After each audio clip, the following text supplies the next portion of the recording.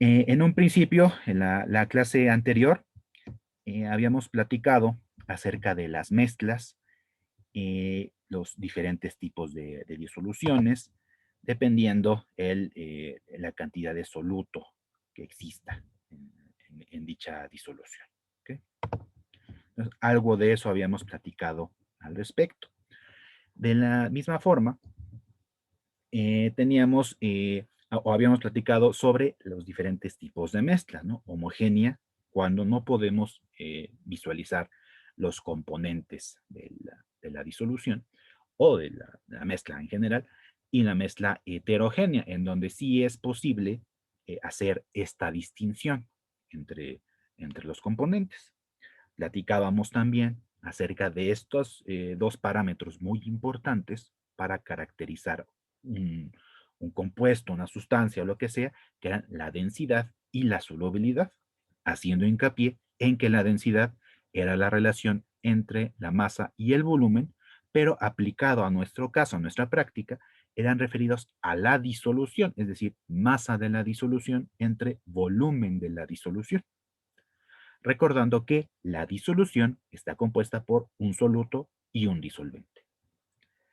Por otra parte, también revisamos el concepto de la solubilidad, que se refería a la máxima cantidad de soluto que podíamos disolver en una cierta cantidad de disolvente. Entonces, habíamos definido que era los gramos correspondientes de soluto por cada 100 gramos de agua o cada 100 mililitros de agua. Teníamos esas dos opciones. Para el caso de nuestra práctica, entonces estaríamos utilizando los gramos de bicarbonato de sodio por cada 100 mililitros de agua. Entonces ahí la distinción entre densidad y solubilidad son las unidades que se emplean. En densidad, masa y volumen, pero se refieren a la disolución, y en la solubilidad es gramos de soluto, es decir, bicarbonato, entre mililitros del disolvente, que en este caso es el agua. Eso fue parte de lo que vimos la vez pasada. Ustedes también habrán revisado en el video algo acerca de los materiales de laboratorio, los cuales tienen diferentes clasificaciones. Algunos serán más precisos que otros, entonces será dependiendo esa precisión el uso que nosotros le demos. Tenemos, por ejemplo, las pipetas, que es simplemente para contener algún líquido y trasladarlo a otro recipiente, que, como su nombre lo indica, son instrumentos que sirven para trasladar, nada más. Hay otros instrumentos que son únicamente para contener, por ejemplo, el, eh, el vaso de precipitados o el matraz Erlenmeyer, entre algunos otros. Entonces aquí podremos tener esta primera clasificación, que son para contener y para trasladar, dependiendo también el uso que nosotros le demos. Resultaría un poquito impráctico que utilicemos una pipeta para contener, puesto que pues tenemos agujeros en ambos lados, ¿no? Uno que lo utilizamos para succionar el líquido y obviamente el agujero pequeño para ya sea por donde entra la disolución y por donde va a salir, y lo vamos a poner en el instrumento, en el material que a nosotros nos interesa. Ahora, cada uno de estos materiales tiene, o habrán visto en el video, un porcentaje que se llama de tolerancia. Y pues mientras más impreciso sea el instrumento, este porcentaje será cada vez mayor. Y esto también, ya saliéndome un poquito del tema, esto también tiene que ver incluso con el costo de los materiales. Mientras sea de un uso común, que nada más sea para meter líquidos, para mantener algún sólido, lo que sea, no me interesa tanto en la precisión. Entonces, por ejemplo, un vaso de precipitados no será tan caro. En cambio, una pipeta volumétrica o una bureta, que sí tienen una muy alta precisión al momento de hacer las mediciones correspondientes, pues desde su elaboración ya empieza a elevarse mucho el costo de estos materiales. A pesar de que sea, por ejemplo, más pequeño, una pipeta de 1 mililitro, digamos, en relación con un vaso de precipitados de medio litro, pues, será más caro, tendrá un costo mucho mayor esta pipeta de 1 mililitro, porque la precisión que adquiere es mucho mayor que en relación con el vaso de precipitados. Entonces, nada más para que tengan también esta parte de cuando se maneja el material, los cuidados que debemos tener. Porque si nosotros estamos manejando material caro, pues ahí debemos tener algunas precauciones al respecto. Normalmente lo que se hace en situaciones normales de clases de laboratorio es de que una vez formados los equipos, el laboratorista que nos acompaña en nuestra clase se encarga de darles una gaveta, es decir, un espacio en donde van a tener acceso todo el semestre a material de laboratorio. Es decir, como que el laboratorista les presta ese material por todo el semestre y ustedes se encargan de revisar que no tenga alguna astilla, que no esté roto, que esté en perfectas condiciones, que esté limpio. Ya ustedes firman un contrato con el laboratorista de préstamo de ese material. Claro que al final lo tendrán que devolver en las mismas condiciones que lo recibieron. Entonces, es ahí donde nos damos cuenta que hay algunos materiales mucho más frágiles que otros.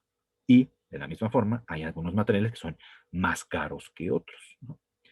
Entonces, lo que hacemos es verificar cómo son las tolerancias de estos instrumentos de laboratorio, así como viene en el protocolo de la práctica que revisar, ¿no?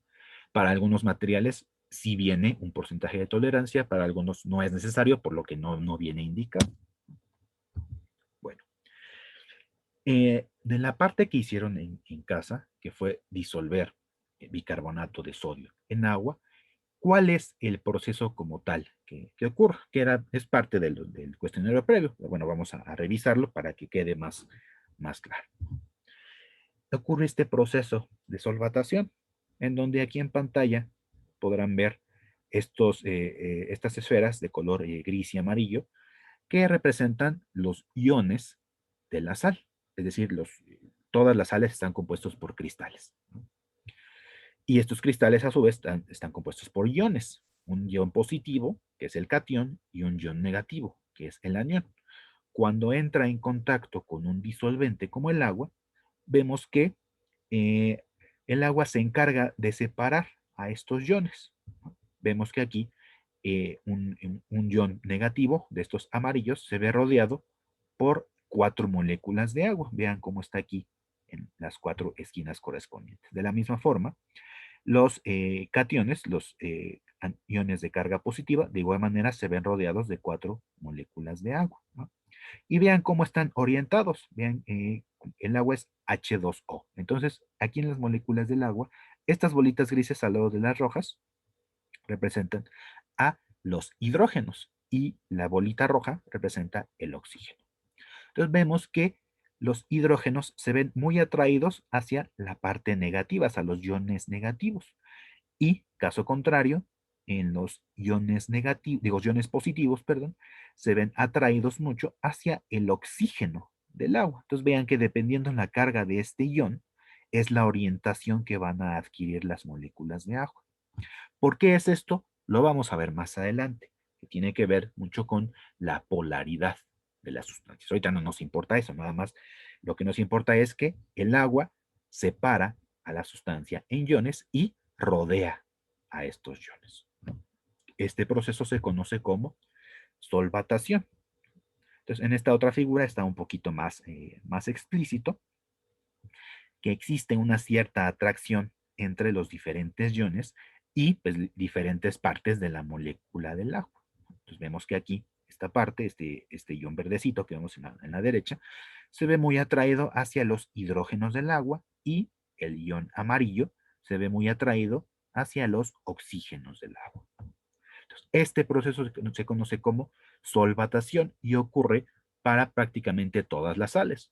El bicarbonato de sodio que ustedes hicieron, para el cloruro de sodio, que es la sal común, para otro tipo de compuestos que también son sales, por ejemplo, el sulfato de cobre o bromuro de sodio, etcétera, etcétera. Un montón de sales. Ocurre este fenómeno cuando se disuelven en agua. Muy bien. Ahora, con lo que ustedes hicieron en casa, pues hay una parte en la que ustedes van a verificar este, lo de las cucharadas, ¿no? Aquí veo en el chat que me están preguntando acerca de, bueno, lo de la solvatación. Ok, me voy a regresar un poquito. La solvatación es la acción del agua para dividir los cristales aquí de la sal en sus diferentes iones. Y posteriormente, el agua va a rodear cada uno de estos iones, ¿sí? Dependiendo las cargas que tengan, será la orientación de la molécula de agua. Entonces, en resumen, es simplemente un ion que al estar en disolución acuosa, es decir, en agua, se ve rodeado por moléculas de agua, ¿no? Así como lo vemos aquí en estas dos figuras, vemos que cada uno de los iones se ve rodeado por moléculas de agua. Eso es la solvatación. Y ocurre para todas las sales. Muy bien. Entonces, regresamos acá, que, bueno, vamos a verificar ahora lo que se hizo en el primer procedimiento experimental en casa. Entonces, como su compañero me dijo hace un momento, con 2 cucharadas fue suficiente para saturar la disolución. Ya a la tercera ya hubo un exceso, ¿no? Esto puede variar mucho dependiendo el vaso que hayan utilizado, porque pues, obviamente los diferentes vasos tendrán diferentes volúmenes, y la cucharita que ustedes hayan empleado, porque igual puede que 2 cucharadas no sean iguales. Y de igual manera, ¿qué tanto ustedes hayan llenado esa cucharita? Creo recordar en el video que el profesor les menciona que la cucharita tienen que hacer un proceso de enrasado, es decir, con ayuda de un cuchillo dejan al ras la sal y con eso es más que suficiente. Claro, podrán haber hecho de esa forma, podrán haberlo hecho de alguna otra más sencilla, como sea, pero es muy probable que haya variado la cantidad de bicarbonato en la cucharita. Y eso afecta en la cantidad de cucharaditas necesarias para saturar la disolución. En el caso de su compañero fueron 2, en otros podrá haber variado mucho. En algunos podrán haber sido 4 o 5, o incluso con una, ¿no? Dependiendo. Y bueno, no podemos ir al laboratorio a verificar esto, pero pues les presento algunos datos útiles, que son precisamente los que vienen en el video. Y pues, si ustedes tienen alguna duda todavía, me pueden detener, no hay ningún problema. Vamos a pensar que alguno de los vasos que ustedes ocuparon, nosotros nos fuimos al laboratorio y verificamos que el volumen que le cupo a ese vaso eran 145 mililitros, ¿no? Ya ustedes me dirán con qué instrumento es más conveniente medir estos 145 mililitros, ¿no? Con ayuda de las tolerancias y el tipo de material. Ahorita veremos la tabla para que darles un poquito más de ayuda al respecto. Entonces verificamos que el vaso que utilizó uno de ustedes tuvo un volumen de 145 mililitros de agua. Y recuerden que este primer procedimiento experimental se encarga eh, de revisar que eh, las cantidades que nosotros hayamos medido en las cucharitas sean prácticamente constantes o muy cercanas entre sí. Y eso únicamente nos podemos dar cuenta de eso cuando pesamos esa cantidad en una balanza. Si alguno de ustedes tuviera alguna balanza de cocina y todo esto, podría verificar esta parte, ¿no? Pero eso ya depende también si ustedes tienen acceso a este tipo de balanzas. Si no, pues no hay ningún problema, ¿no? Entonces vamos a pensar que una cucharadita tuvo esta masa, 6.65 gramos. La segunda tuvo 6.92. Vemos que, pues, a pesar de que sí hay cierta diferencia, esto pues va a depender mucho de cómo estemos tomando la cucharadita. Pero pues bueno, están del orden, ¿no? Cercanos a 7, vamos. Y la tercera, pues ya es un poquito más bajo. Entonces ya ahí hubo alguna variación al momento tomar la cucharadita. Y generalmente los experimentos o este tipo de determinaciones las hacemos por triplicado, porque pues precisamente para tomar en consideración todas estas variaciones que pueden existir en cada uno de los experimentos. Y una vez que tenemos estas determinaciones por triplicado, nosotros tenemos que hacer un promedio, ¿no? Entonces ustedes, con estos datos, vamos a pensar que ustedes pesaron esas cucharaditas que ustedes tomaron en casa. Vamos a pensar que tuvieron cada una estas masas. Entonces ustedes van a hacer promedio, es decir, van a sumar estos valores y lo van a dividir entre 3, porque son 3 determinaciones lo que hicieron. Entonces ustedes obtendrán un promedio y ese promedio es el que vamos a manejar en este experimento. Ok, entonces continuamos y pues vamos a revisar ahora la parte de la precisión de los instrumentos.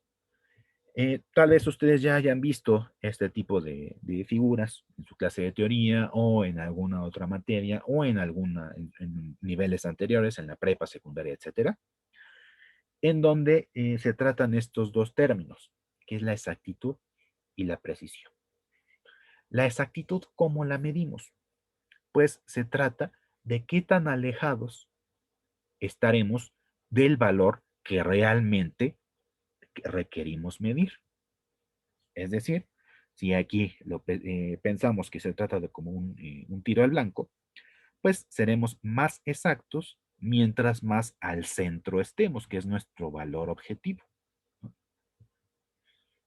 Y la precisión se encarga de revisar si todas las repeticiones que nosotros hicimos, por ejemplo, en el caso anterior que midimos 3 veces la masa de bicarbonato, qué tan separadas están entre sí.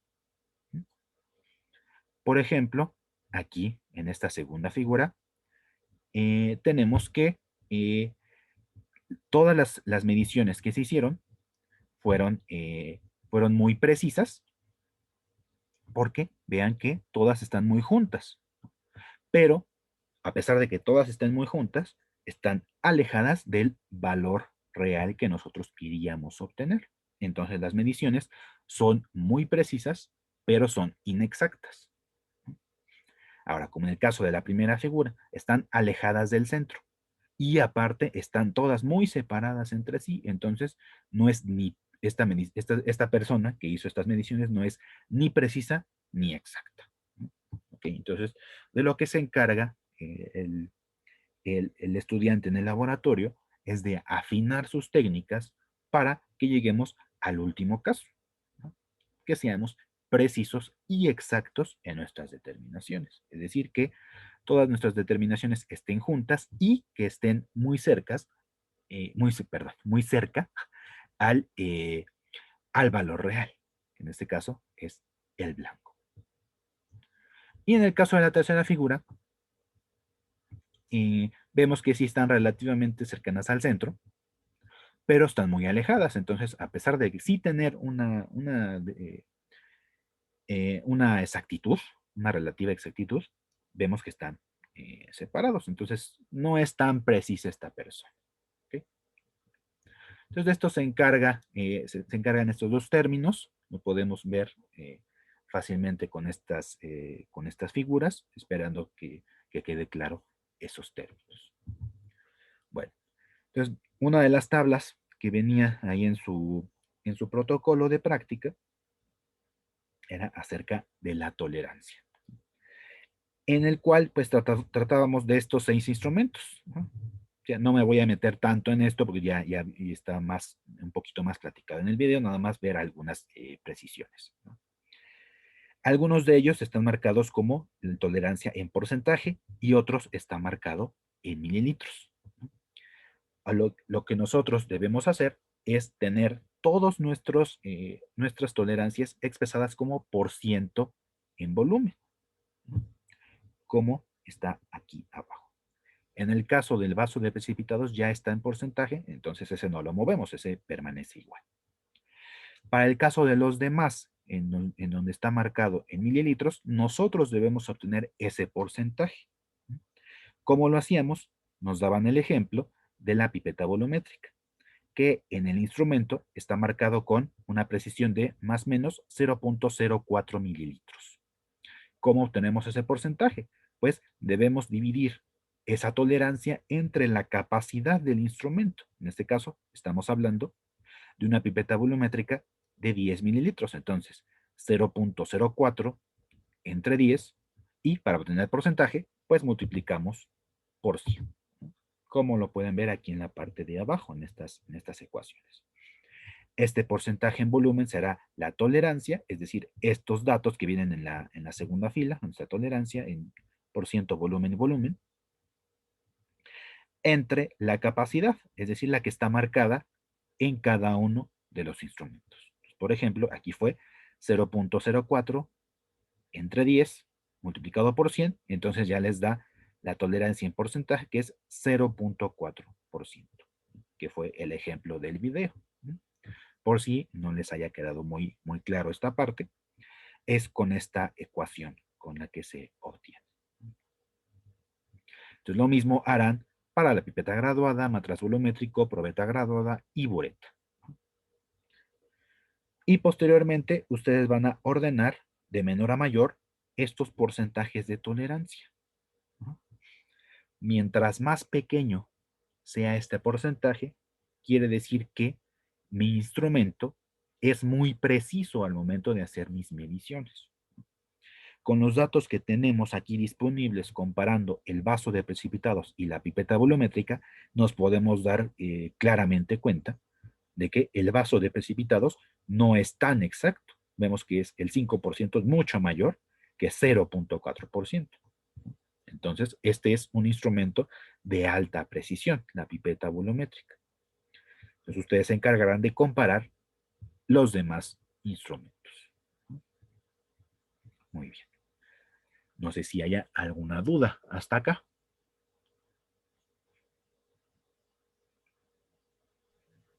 No, profe, ninguna. No, muchas gracias. Ok. No, profe, ninguna duda. Ok. Pues continuamos, chicos. Vamos al segundo procedimiento experimental. Ahora, el primero era de que ustedes hicieran estas mediciones de las masas de las cucharillas y compararan el promedio de las tres masas con respecto a lo que decían los chefs. ¿Sí?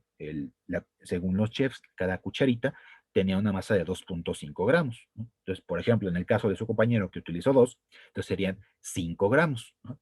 Me voy a regresar y vemos que el promedio pues anda alrededor de 6.5 o algo así, ya ustedes lo calcularán. Y pues vemos que pues no está tan alejado. Vamos a ver si con otro tipo de experimentos vamos a comprobar que en efecto sean estas dos cucharaditas, ¿no? Claro, esta es la masa por cucharadita, alrededor de 6.5, digamos, que me da el promedio. Pero si, por ejemplo, como su compañero utilizó 2 cucharaditas, entonces estaremos hablando de alrededor de entre 12 y 13 gramos, ¿no? Cosa que, de acuerdo con los chefs, no coincide, porque si nos están diciendo que son 2.5 gramos y su compañero utilizó 2 cucharaditas, es decir, 5 gramos, pues ya no coincide con los 12 o 13 que estamos obteniendo acá. Entonces vemos que la medición de la masa de las cucharaditas no es tan exacta porque depende mucho ahora sí que del tamaño de la cucharadita. Simplemente es un aproximado. Entonces nos vamos dando cuenta de que no hay tanta relación. Claro, variará mucho con cada uno de ustedes. ¿Okay? Bueno, eso era el objetivo del primer procedimiento experimental. Vamos al segundo, en donde de lo que se trata es hacer algo similar, en donde nos están dando una masa que nosotros tenemos que pesar de alrededor de 20 gramos.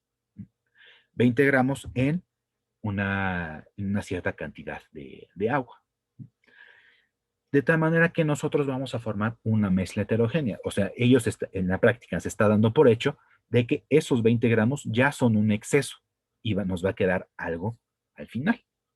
Un exceso, algo que va a estar en el fondo. Y todo el líquido que va a estar por arriba de ese exceso será la disolución saturada, ¿no? Cosa que cobra sentido porque pues si ya tenemos ahí ese exceso en el fondo, quiere decir que ya la mayoría, o más bien todo el bicarbonato que se tenía que disolver, se disolvió y ya está en la parte de arriba, que es lo que se conoce como el sobrenadante. Entonces, después de agregar estos 20 gramos a la cantidad de agua, agitar constantemente y vemos que ya pasados una cierta cantidad de tiempo ya permanece todavía una cantidad en el fondo, entonces todo el líquido que vemos en la parte de arriba ya está saturado. Por lo que nosotros tenemos que hacer un proceso de filtración para separar este sólido del líquido. ¿Qué cantidad de líquido? Me parece que de agua, me parece que eran 100 mililitros lo que tenían que tomar. Y de lo que se trataba era de tratar de disolver estos 20 gramos en los 100 mililitros de agua. Entonces aquí, para la solubilidad, para hacer este cálculo, vamos a tomar en cuenta que si nosotros nos fuimos a la balanza, tratamos de pesar los 20 gramos y nos dio esta cantidad, aquí muy importante. El protocolo les menciona que tienen que pesar 20 gramos, pero no importa si les falta un poquito o si se pasan un poquito. Lo importante es que ustedes no estén jugando ahí para tratar de llegar a los 20 exactos. Eso es muy importante, porque las balanzas también tienen un cierto grado de error al momento de estar pesando. Entonces, si nosotros estamos jugando para tratar de llegar a los 20 exactos, pues cada juego, es decir, cada que nosotros estemos poniendo o quitando sal para llegar a los 20, se van acumulando los errores. Entonces, eso no nos conviene. Si nosotros queremos ver un valor de solubilidad, en este caso, pues no nos va a salir un valor tan exacto ni tan preciso, ¿no? En relación con lo que estábamos viendo hace un momento. Entonces, nada más la cuestión es ir agregando hasta que lleguemos aproximadamente a los 20. Y como les digo, si nos quedamos en 19.8 y ya no queremos agregar más para no pasarnos demasiado, entonces lo puedo dejar así, no hay ningún problema, siempre y cuando yo lo registre, como en este caso. Esta persona, vamos a pensar que fue uno de ustedes, que se pasó un poquito y pesó 20.16. Entonces aquí no vamos a jugar para tratar de quitar esos 0.16 que nos sobran. Así lo dejamos, no hay ningún problema, siempre y cuando nosotros registremos la cantidad exacta, ¿no? Muy bien. Entonces tenemos estos 20.16 gramos.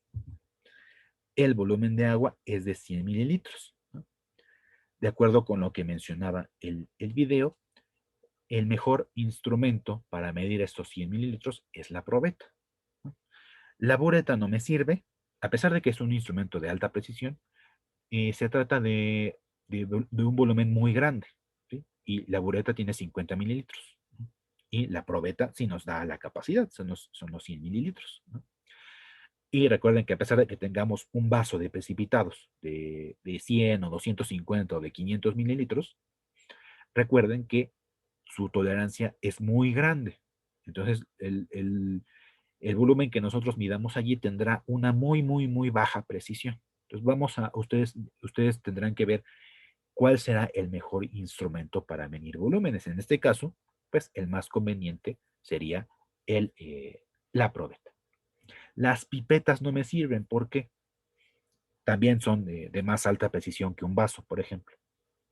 Pero vean que la capacidad de esas probetas, de esas pipetas, de acuerdo con lo que vimos en la tabla, era como de 5 o 10 mililitros. Entonces, estar midiendo cada 10 o cada 5, pues resultaría un poquito impráctico. Y recuerden que pues por cada medición que hagamos, vamos a acarrear una serie de errores. Entonces, estos se van acumulando. Entonces, es preferible tener un solo error en una sola medición que muchos errores que se van acumulando por todas las mediciones que hicimos, ¿no? Entonces, por eso nos conviene utilizar la probeta para los 100 mililitros de agua.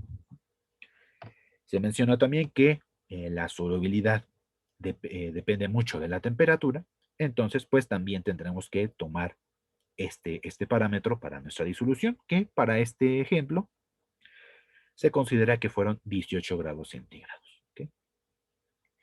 No será lo mismo, no se obtendrá el mismo valor si la temperatura fuera de 20 o de 30 grados. La solubilidad depende mucho de la temperatura. Ahora, aquí a qué se refiere esta masa recuperada. Después de que nosotros tratamos de disolver estos 20.16 gramos en estos 100 mililitros, vamos a agitar constantemente, vamos a observar que no se va a disolver por completo. ¿Y cómo le hago? Pues lo que voy a hacer es que voy a separar esta mezcla heterogénea que se me formó.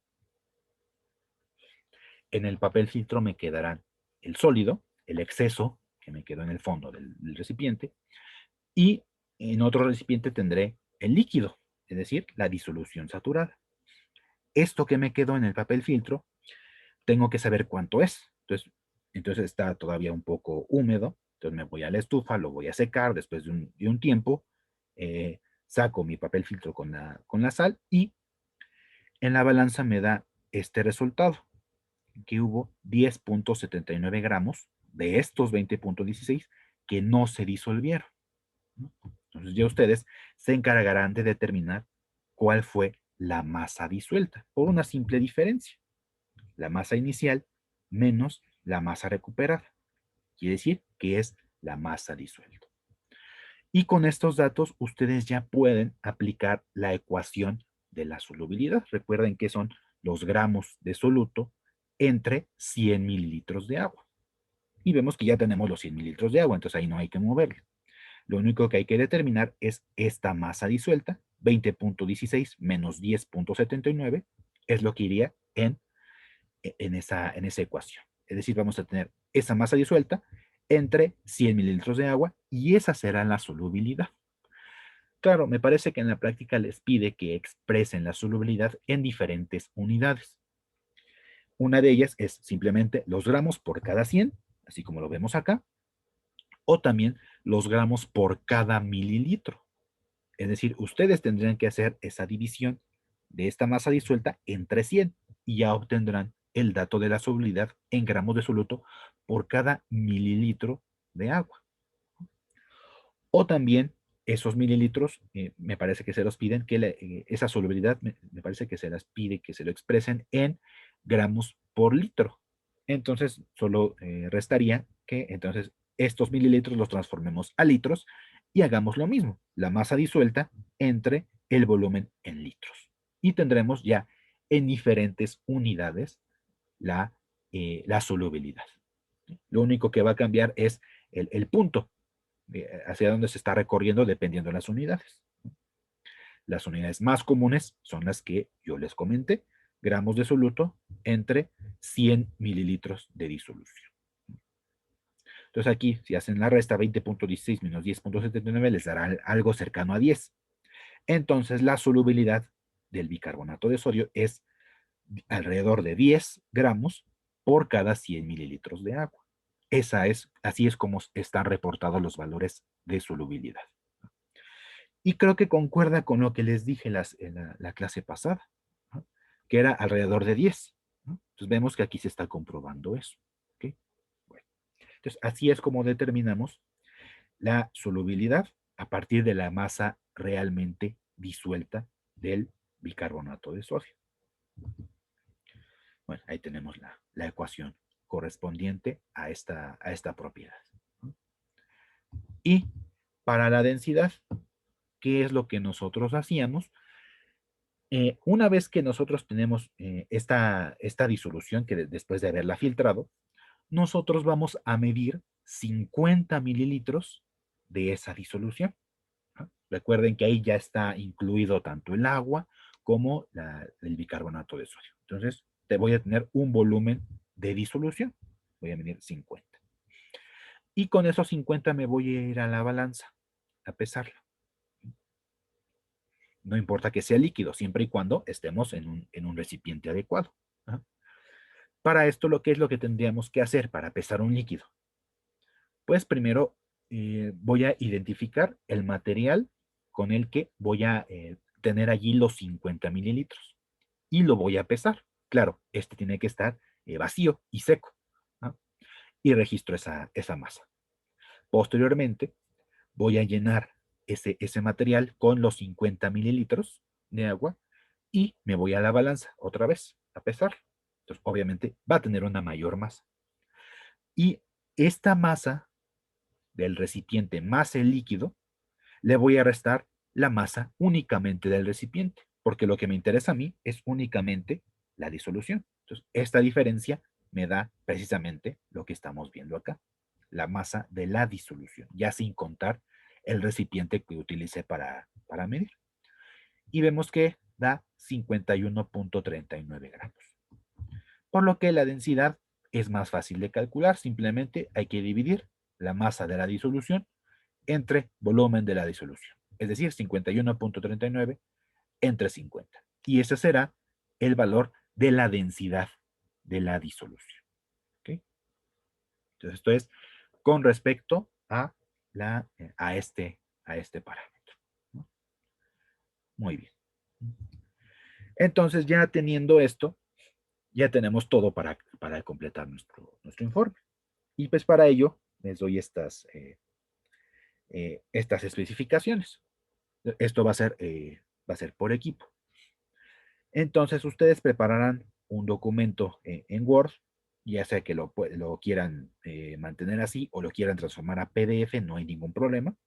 O incluso si creen que es muy tedioso estar poniendo las ecuaciones en Word, pues ustedes lo pueden hacer a mano, no hay ningún problema, siempre y cuando sea con letra clara. ¿Qué va a incluir este informe? Va a incluir un cuestionario previo, obviamente el que les pedí que revisaran antes de la práctica, lo van a incluir en el informe y va a estar resuelto. Va a haber algunos informes en los que ustedes tendrán que hacer algún cálculo. Si es el caso, pues ustedes también colocarán dicho cálculo. Si no, pues simplemente con el cuestionario resuelto es más que suficiente. Y ustedes van a revisar en la práctica cuáles son todas las sustancias que estamos utilizando. En este caso, únicamente fue agua y bicarbonato de sodio. Entonces, con esas dos son los que vamos a trabajar. Y ustedes van a buscar en Internet lo que se conoce como el rombo de seguridad, ¿no? Que es simplemente un rombito dividido en 4 secciones con diferentes colores, que es rojo, amarillo, azul y blanco, me parece. Y estos rombos tienen unos numeritos. Estos numeritos representan los diferentes riesgos que pueden tener las sustancias que estamos utilizando. Entonces verán que incluso el agua tiene algún numerito por allí, ¿no? Que pues siempre las cosas en exceso son malas. Si nosotros tomamos un gran exceso de agua, también nos puede resultar en algún daño a nuestro organismo, ¿no?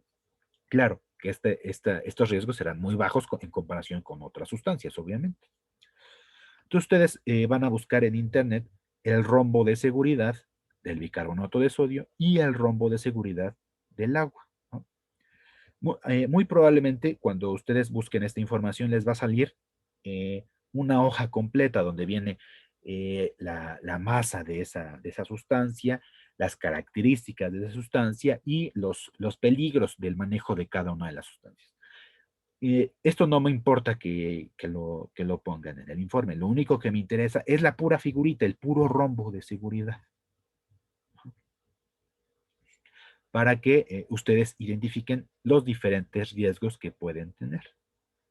Esto no les llevará más que una media cuartilla, yo creo. Nada más es colocar e indicar de quiénes son esos rombos, ¿no? No vayan a poner todo lo que viene en la página donde lo vayan a consultar, ¿no? Entonces solamente en los rombos y pues obviamente estarán todas las tablas que vienen en la práctica llenas con todos los datos solicitados. Por ejemplo, esta de la precisión de los instrumentos, pues ya estará completamente llena para los demás.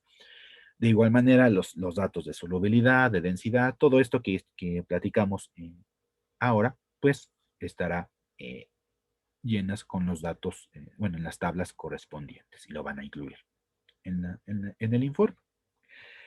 Y para el caso en el que se hicieron cálculos, también me indicarán los que ustedes hicieron para llegar al resultado.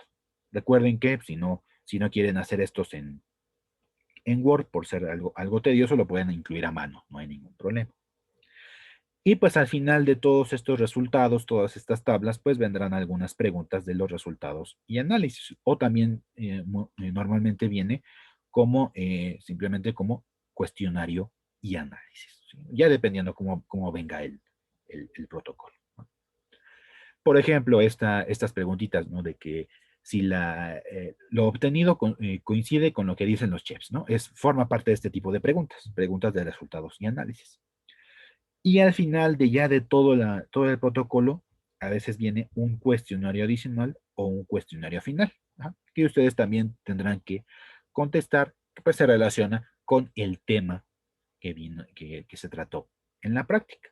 Habrá ocasiones en las que ustedes tendrán que hacer algún cálculo. Entonces, si es el caso, pues ustedes también los incluirán, cuando aplique, obviamente.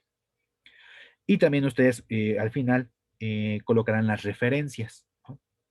Referencias ya sea de algún libro que hayan utilizado para estudiar por ejemplo, esta primera pregunta, ¿no? Que me parece que dice, ¿cómo crees que se encuentra el cloruro de sodio en el agua? ¿No? Ustedes tal vez lo hayan visto en algún libro o en alguna página de internet, entonces ustedes la tendrán que anotar aquí en las referencias. De igual manera, ustedes anotarán las referencias de donde obtuvieron los rombos de seguridad, ¿no? Todo iría en este rubro, ¿no?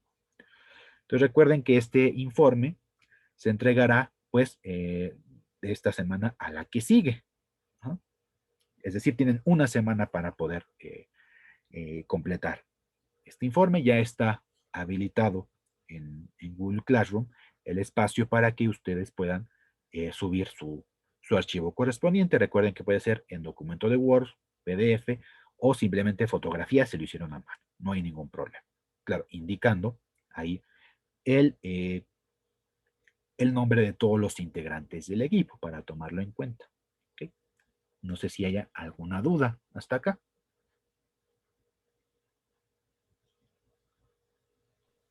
No, muchas gracias. No, todo está claro. Gracias. Muy bien. Bueno, entonces con esto estaríamos concluyendo la práctica 1, que pues si se dan cuenta fue algo sencillo, en donde nosotros nos fijamos más que nada en el tipo de mezclas. Ahora estoy viendo aquí una pregunta en el chat que es con respecto al marco teórico.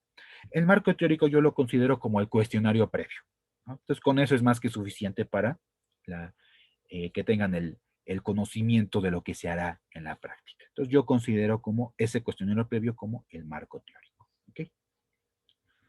Muy bien. Ya conforme vamos avanzando, veremos que se van complicando las prácticas, veremos más conceptos, ya nos empezaremos a meter más en las propiedades de las sustancias, pero será poco a poco. Ahora, con respecto a la práctica 2, ¿qué es lo que vamos a ver?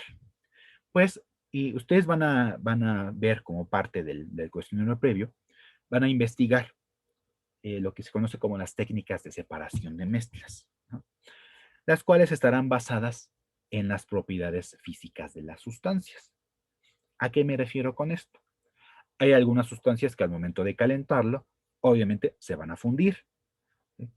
Pero recuerden que hay algunas sustancias, son pocas, pero existen, que al momento de calentarlas en estado sólido, pasan a estado gaseoso sin pasar por el líquido, proceso que se llama como sublimación, ¿no?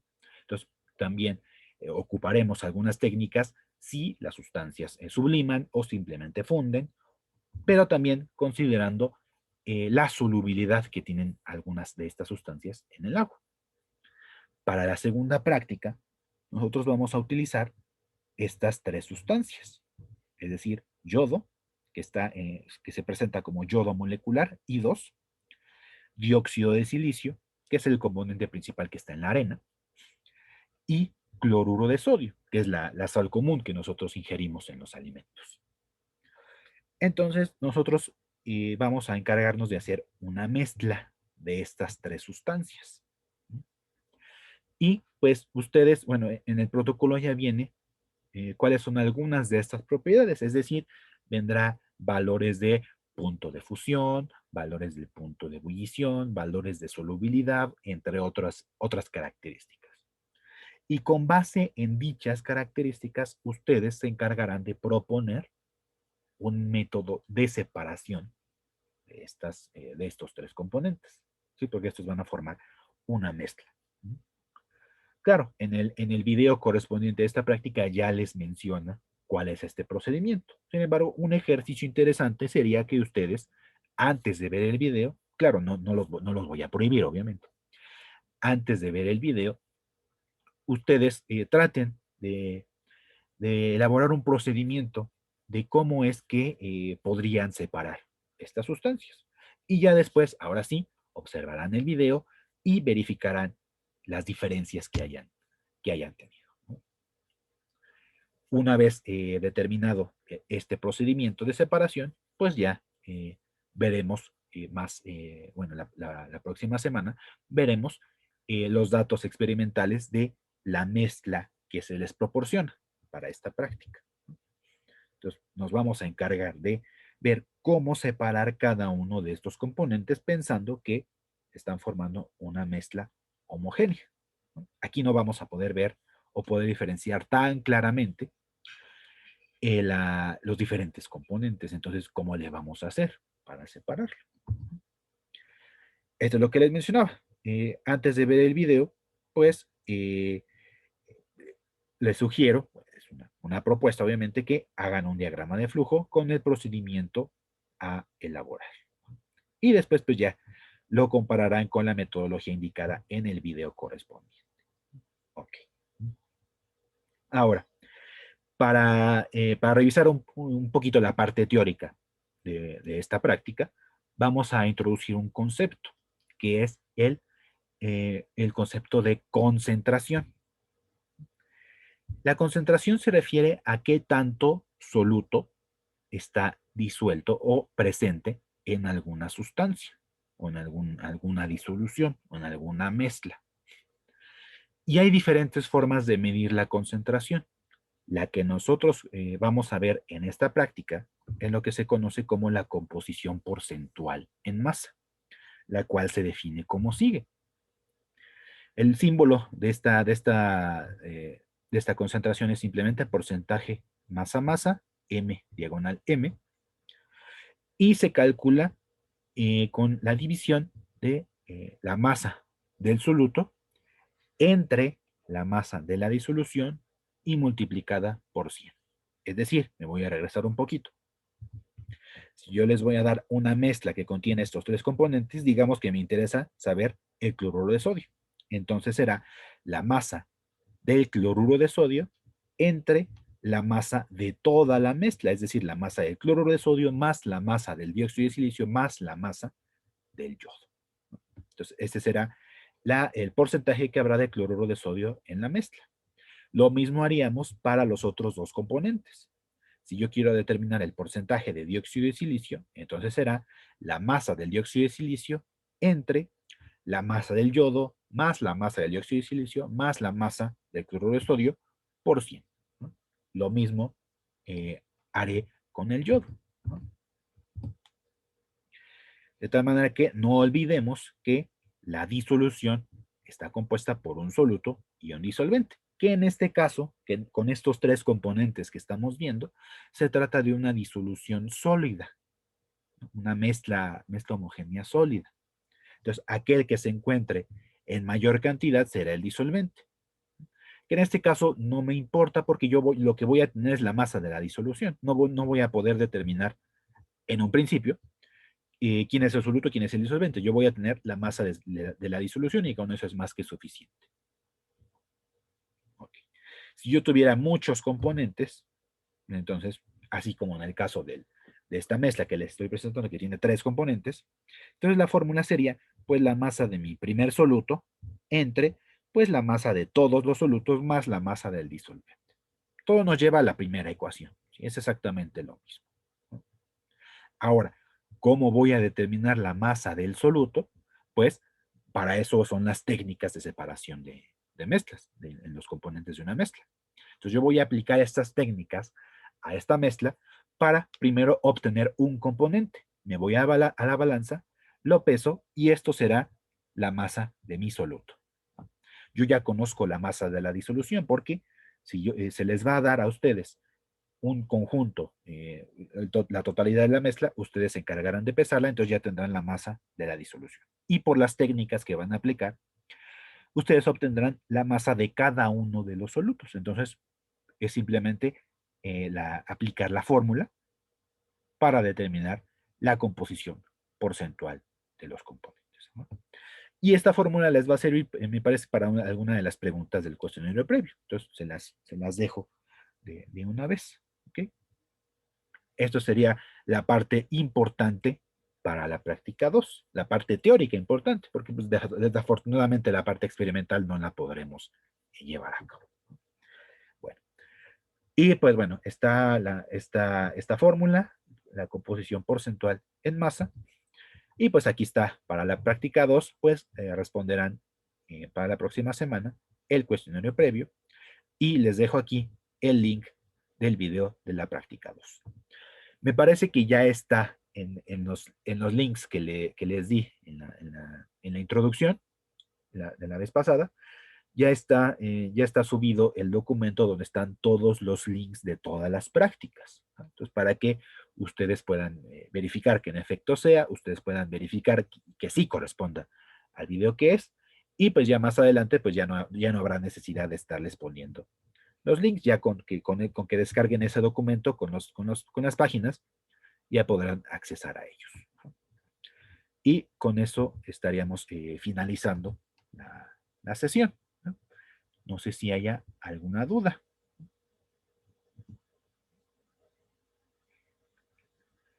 Ahorita me están preguntando acá si siguen abiertos los exámenes. Sí, estos van a estar abiertos todo el semestre. Los exámenes de nomenclatura y de práctica estarán abiertos todo el semestre. Incluso si no realizaron los de la primera semana, los de la primera práctica, van a seguir abiertos, no se van a cerrar, ¿no? Para que no tengan inconveniente en esa parte.